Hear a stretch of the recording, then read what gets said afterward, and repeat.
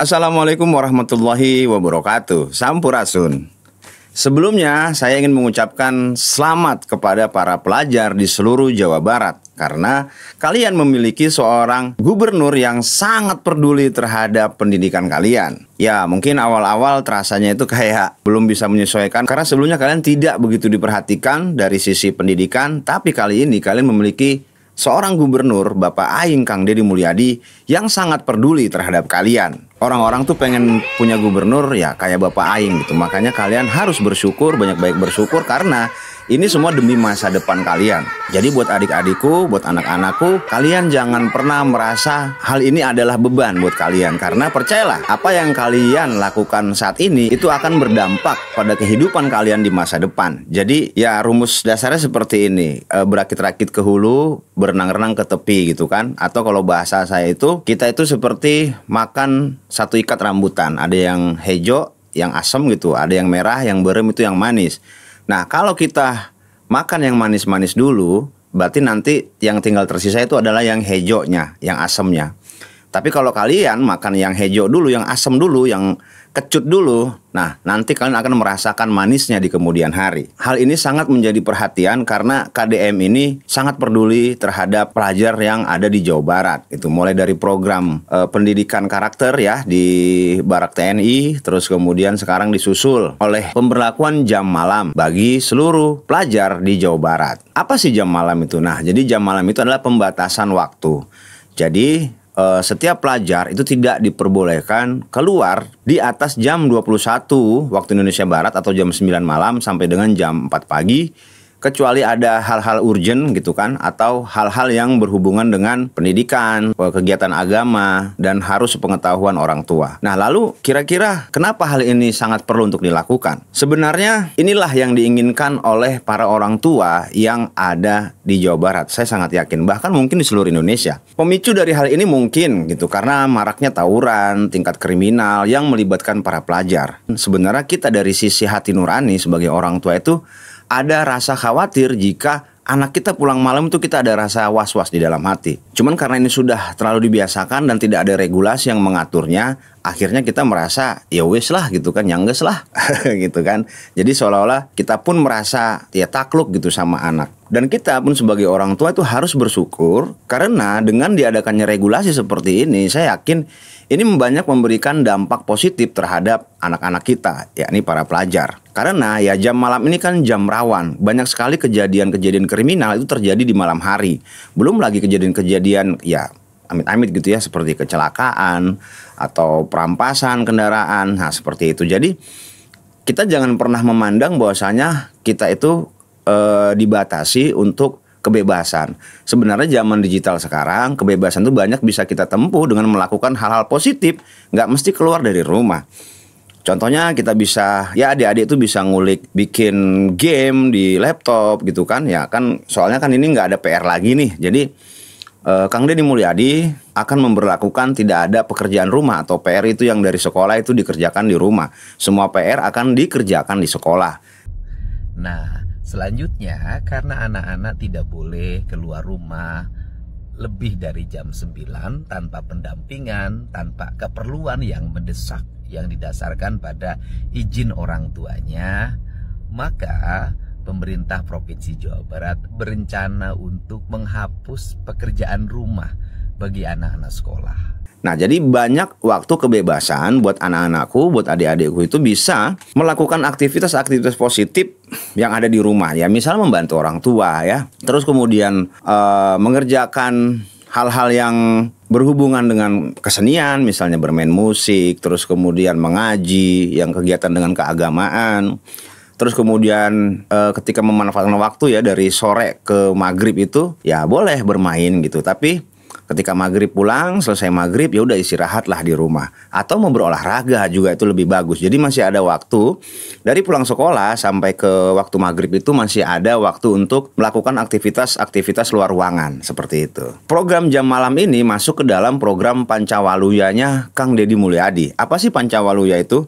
Pancawaluya itu adalah 5 poin yang harus dilakukan dan harus diterapkan dan harus terintegrasi kepada para pelajar di seluruh Jawa Barat, yakni cager, bager, bener, pinter, dan singer. Cager itu apa? Cager itu artinya sehat. Ya berarti ini dilakukan agar para pelajar di Jawa Barat itu bisa lebih fresh gitu ya, lebih sehat. Kemudian bager itu baik. Nah jadi poin kedua ini sangat krusial karena berhubungan dengan hal-hal yang tadi saya sebutkan, yaitu berhubungan dengan tindakan-tindakan yang tidak baik seperti tawuran, ya kan, kriminal, terus kemudian geng motor. Nah itu sangat meresahkan. Jadi dengan poin kedua ini, bager ini diharapkan para pelajar itu menyadari bahwasanya apa yang mereka lakukan dengan cara-cara yang salah itu sangat tidak bermanfaat dan bisa mencelakakan diri mereka sendiri. Dan sudah berapa banyak korban jiwa yang jatuh dari kalangan pelajar akibat terjadinya tindakan-tindakan seperti yang saya sebutkan tadi. Lalu benar. Nah, benar ini lebih kepada pengaplikasiannya kepada orang tua dan kepada guru di sekolah. Jadi diharapkan adab, akhlak dari para pelajar yang ada di Jawa Barat ini bisa lebih baik, lebih lurus,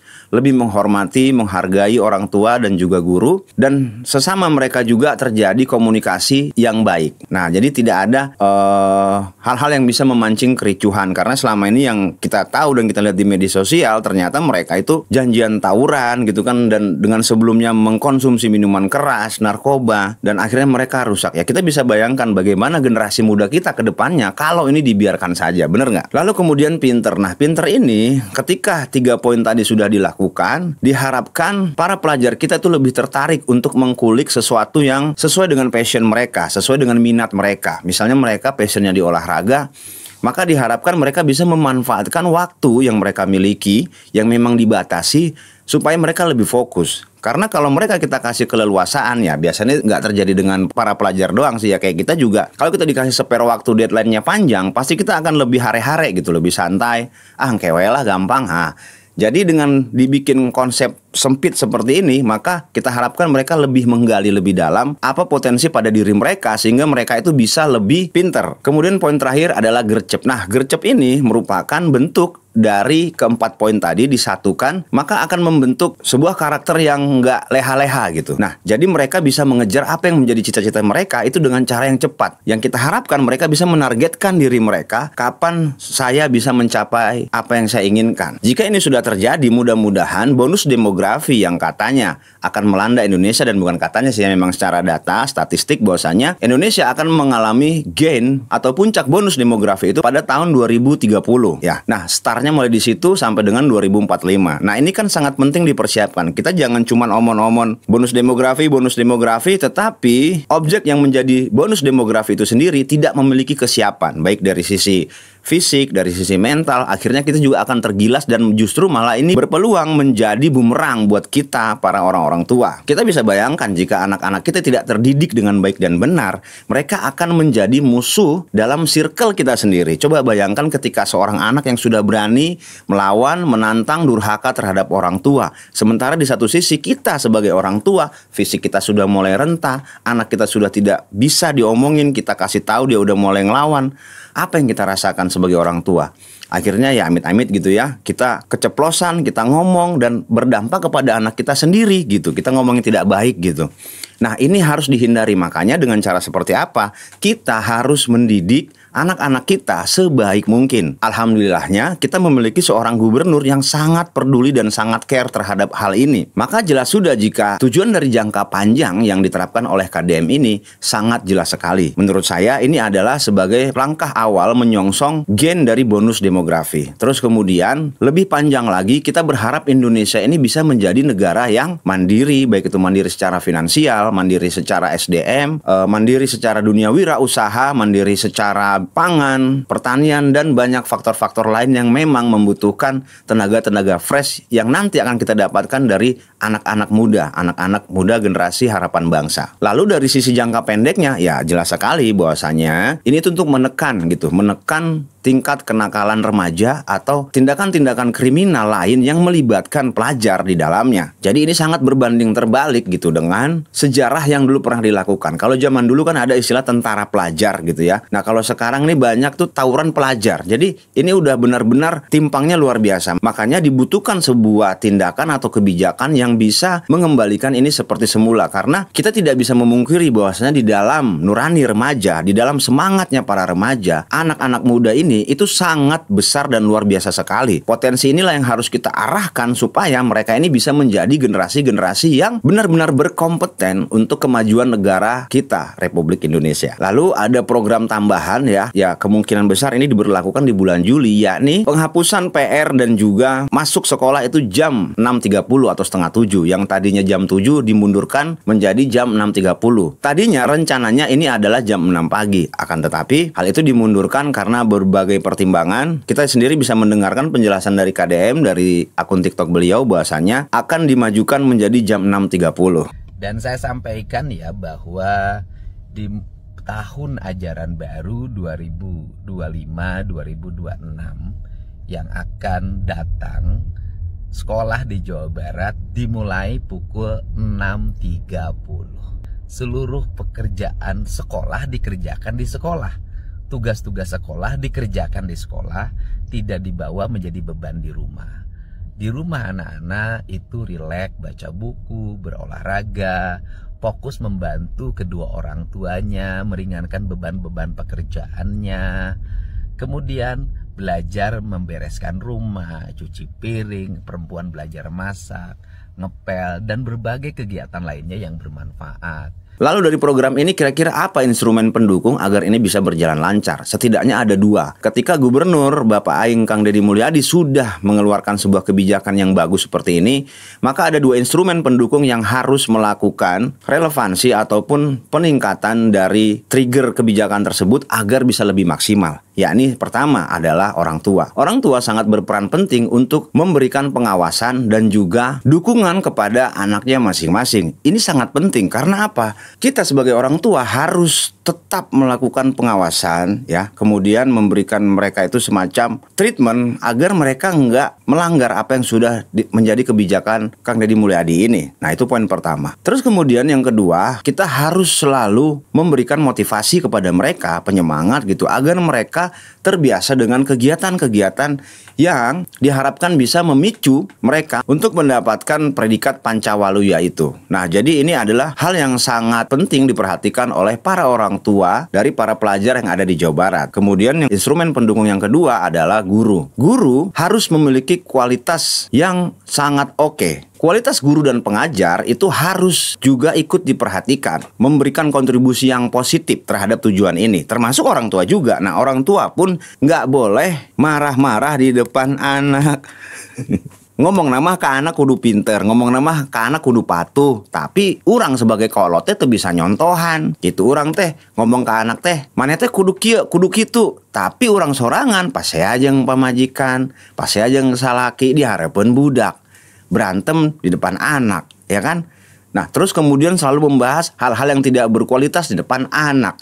Terus kemudian main HP dihareupeun budak. Kumaha budak narek ngawaro ibu bapak. Nah, ini pun penting juga diperhatikan supaya anak-anak ini bisa mencontoh. Kita ingat bahwasanya guru kencing berdiri, murid kencing berlari. Kita sebagai orang tua ini kan predikat kita adalah guru juga ya, guru di rumah. Nah, ada guru di sekolah yang mengajarkan pendidikan akademik gitu kan. Nah, kita sebagai orang tua juga memiliki peran sebagai guru kepada anak-anak kita supaya mereka lebih beradab, lebih berakhlak gitu kan. Nah, jadi bagaimana caranya ngomong sama orang yang lebih tua, bagaimana caranya duduk yang sopan, itu adalah tugas dari orang tua. Oke? Setuju ya sampai sini ya? Nah, jadi kesimpulannya adalah hal ini penting dan sangat mendesak karena mengingat angka tawuran, angka kriminal, dan banyaknya geng-geng motor yang didominasi yang melibatkan pelajar di Jawa Barat itu sangat masif. Jadi kalau ini tidak dilakukan segera, maka kita bisa bayangkan bagaimana Jawa Barat ke depannya. Dan kemudian yang kedua, ini wajib dilakukan untuk memperbaiki kualitas pelajar yang ada di Jawa Barat. Kedisiplinan, kesehatan fisik, kesehatan mental, kepintaran, kecerdasan, kecerdikan, gercepnya gitu kan. Nah, itu memang sudah harus dipikirkan dari sejak sekarang agar ketika di Jawa Barat banyak sekali perusahaan yang berdiri di sini, maka tidak perlu jauh-jauh menyerap tenaga kerja. Ataupun secara lain di luar tenaga kerja, ketika generasi muda Jawa Barat itu bisa lebih baik, bisa lebih bagus, maka mereka akan memiliki banyak kreativitas, inisiatif, imajinasi dalam hal melakukan usaha-usaha atau bentuk-bentuk kegiatan lain yang bisa menghasilkan pendapatan. Nah, jadi sekali lagi kita sebagai orang tua wajib mendukung kegiatan ini. Dan semoga adik-adik kami, anak-anak kami yang menjadi pelajar di Jawa Barat, kalian bisa melaksanakan, menjalankan esensi dari kebijakan Bapak Aing Kang Deddy Mulyadi ini dengan sebaik-baiknya. Kami doakan mudah-mudahan kalian bisa menjalani semua ini dengan baik, dengan lancar, sehingga kalian menjadi generasi-generasi muda penerus bangsa yang sangat luar biasa. Mungkin sampai di sini dulu video kali ini. Terima kasih sudah menonton sampai detik ini. Mudah-mudahan kita semua senantiasa diberikan kesehatan dan diberikan kemudahan dalam segala urusan. Sampai ketemu di video selanjutnya. Terima kasih, hatur nuhun.